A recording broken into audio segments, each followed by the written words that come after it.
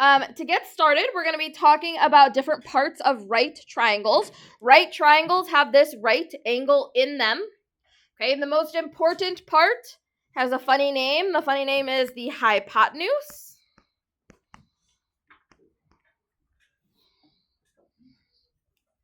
And that's the longest side. It's the side that's across from that right angle.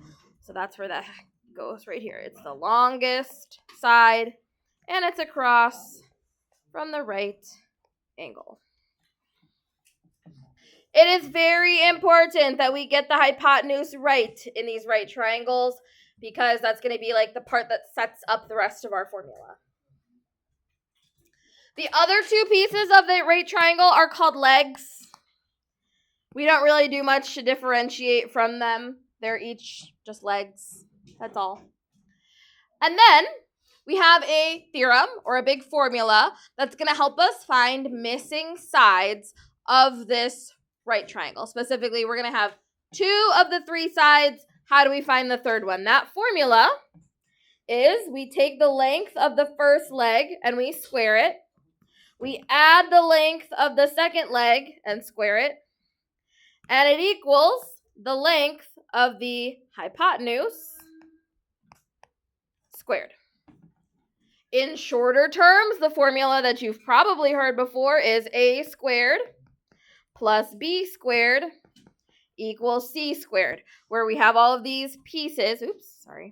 We have all of these pieces in our triangle labeled as A, B, and C. We've seen this before? Okay. So, in this first example, we are finding the missing side length. These directions specifically are telling us to write our answer in simplest radical form and to the nearest tenth. So we're going to simplify our radicals, and then we're also going to round. So let's look at letter A. I have to look at what pieces I have in this diagram. I have the longest side across from that right angle. That's my hypotenuse. I have one of the 2 legs. The other leg that I'm missing is going to be x. So I go into my formula right here, and I will say that the first leg squared plus the second leg squared equals my hypotenuse squared, and that's my setup. From here, we should just be solving for x like normal. So 5 squared is 25 plus x squared equals 169. I subtract 25 from both sides. X squared equals 144. And then how do I get rid of that squared symbol? Square root both sides.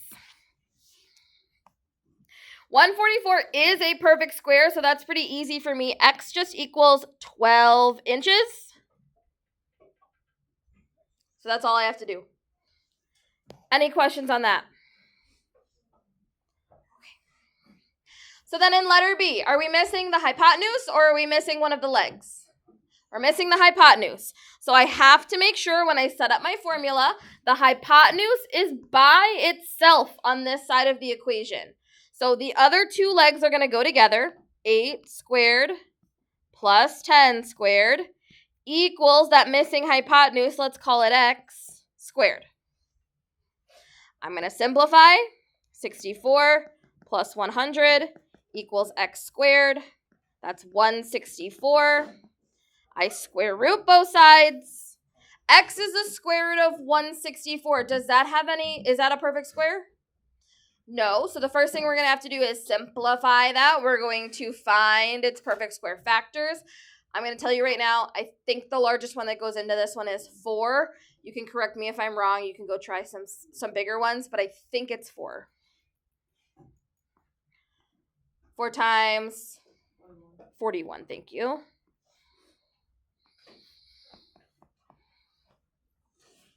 4 is the perfect square. I take it out, it becomes 2. Square root 41. That's what the first part's asking me for, simplest radical form. Now let's take that number and let's round it. So all I have to do is plug 2 square root 41 into my calculator. We should get a nice rounded answer, actually, it's not going to be nice. 12.8 is what I got. And this is in meters. Yes? Because specifically the answer or the directions are asking me for both. If it just said round to the nearest tenth, then yes, you could, but it is also asking me to write my answers in simplest radical form, so I have to do that first. So just make sure that you're reading the directions and doing what they're telling you to do. Good? Okay. So, example 2, now we're going to draw. Mr. Wachowski wants to build a ramp from his porch to the ground so he can take his longboard down it. His porch is 4 feet above the ground and the sidewalk is 8 feet from his porch. How long must the ramp be? Round to the nearest tenth if necessary. So this one does not say simplest radical form. This one just wants us to round. So we don't have to do all that simplifying nonsense. I'm going to draw my picture first. Here's Mr. Wachowski's house. Here's his porch. And then he's got like the sidewalk going over here. There's some grass in between. And then there's the ramp.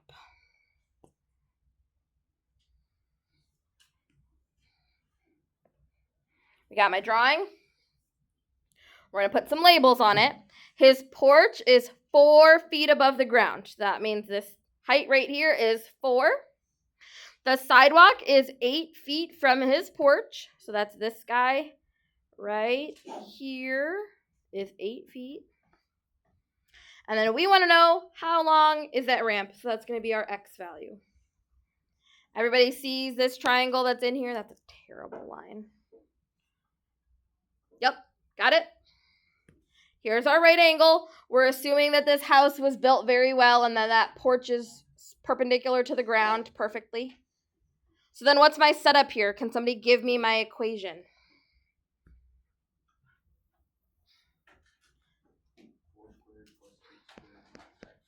Perfect. X is our hypotenuse. It's the longest side across from that right angle, so we want to make sure it goes over on the other side by itself. This is 16 plus 64 equals x squared, or 80 equals x squared. We're going to square root both sides. And then we don't have to simplify this, so don't waste your time simplifying if it just tells you to round. We're going to put into our calculator, square root 80, what do we get? 8.9. Perfect.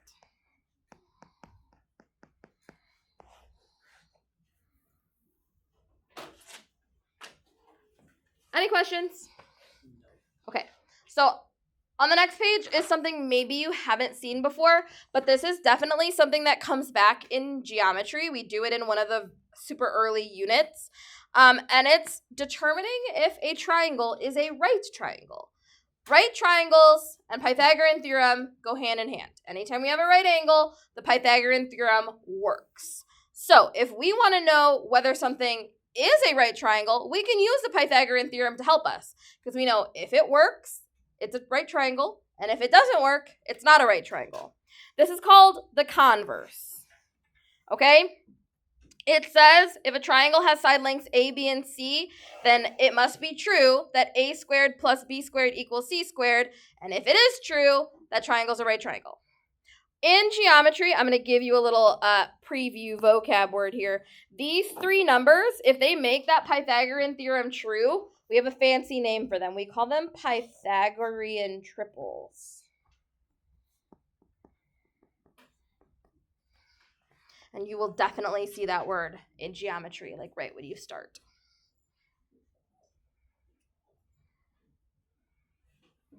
Okay, you ready?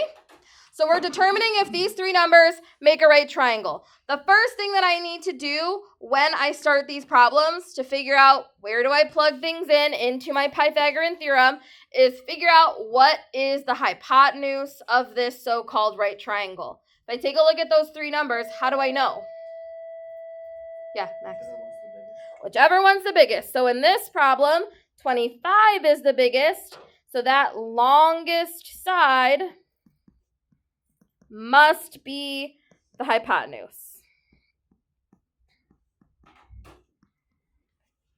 Good. It does not matter what we pick to be the A and the B in this problem as long as we know which one is the hypotenuse, which one is C. So then I'm going to plug those into my formula. So that's going to look like 24 squared plus 6 squared equals 25 squared. My door's still open. Okay, we're going to simplify each side. So 24 squared is 576. 6 squared is 36. 25 squared is 625. 576 plus 36 is 612.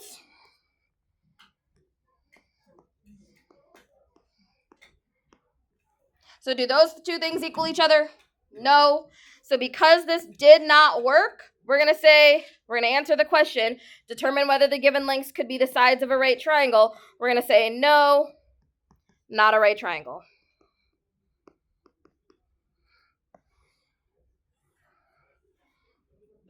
In geometry, we would probably say no, not a Pythagorean triple, but that's fine too.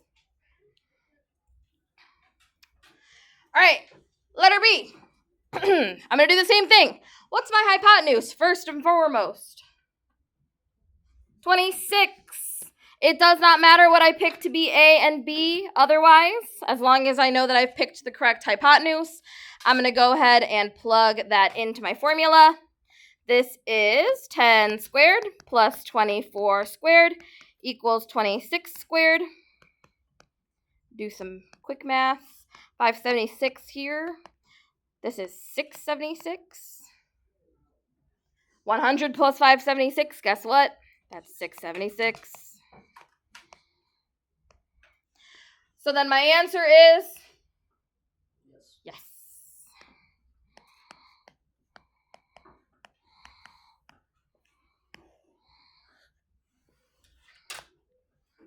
All right, last one. Okay, kind of weird. I got to pick my hypotenuse. How do I know what the longest side is, Jaden? It would be 50